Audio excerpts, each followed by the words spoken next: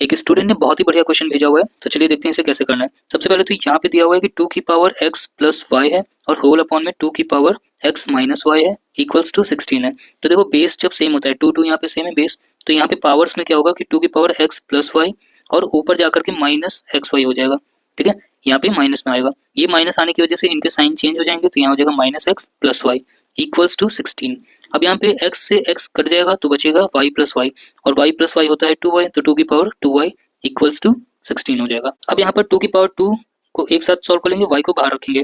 ठीक है, तो ये हो जाएगा 2 की पावर 2 यानी 4 हो जाएगा, यानी 4 की पावर y, तो हम डायरेक्ट लिख दे रहे हैं 4 की पावर y इक्वल्स टू 16, और 16 को हम लिख सकते हैं 2 की पावर, नहीं 4 की पावर में लिखना है तो 4 का स्क्वायर।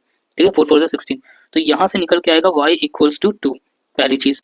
अब दूसरी चीज देखो, एक यहाँ पे दिया हुआ है a इक्वल्स टू 2 की पावर 1/10, तो इसको भी हम बाद में यूज करेंगे। तीसरी चीज है 3 की पावर p अपॉन में 3 की पावर y इक्वल्स टू 81।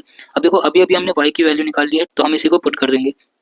3 की पावर p अपॉन में 3 की पावर 2, 3 की पावर 2 इक्वल्स टू 81। ठीक है, ये जो 3 की पावर 2 है, ये जब यहाँ से राइट में जाएगा तो यहाँ पे मल्टीप्लाई में आ जाएगा।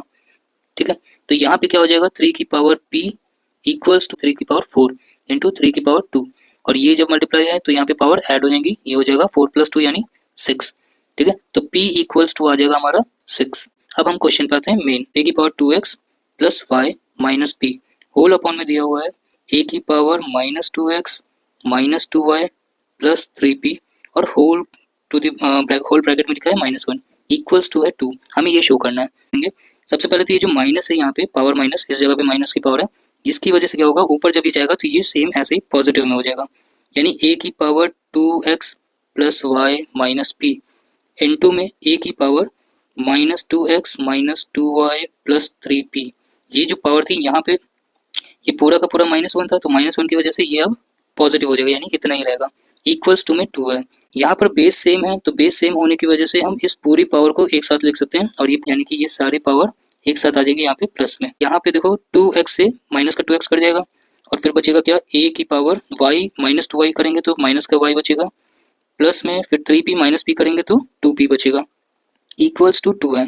अब यहाँ पे हम वैल्यूज पुट कर देते हैं, तो y की वैल्यू पुट कर देंगे a की पावर -2 और p की वैल्यू थी हमारी 6, तो यहाँ हो जाएगा प्लस 2 इंटू 6 यानी 12 हो जाएगा, 12 माइनस 2 करेंगे तो 10 हो जाएगा। ठीक है, a की पावर 10, a की वैल्यू भी हमें पता है 1/10, तो हम यहाँ पर लिख देंगे 2 की पावर 1/10। ठीक है, तो देखो 2 की पावर ये 1/10 है और यही 10 बाहर भी है, तो ये पावर्स जो है आपस में मल्टीप्लाई हो जाएंगी, यानी हम इसे ऐसे लिख सकते हैं 2 की पावर 1/10 जो अंदर वाली पावर थी और ये बाहर वाली पावर 10, तो ये आपस में कट जाएंगी और यहाँ पे आ जाएगा 2 की पावर 1, तो 2 की पावर 1 आ जाएगा। इस तरह से हमारा प्रूव हो जाएगा कि 2 इक्वल्स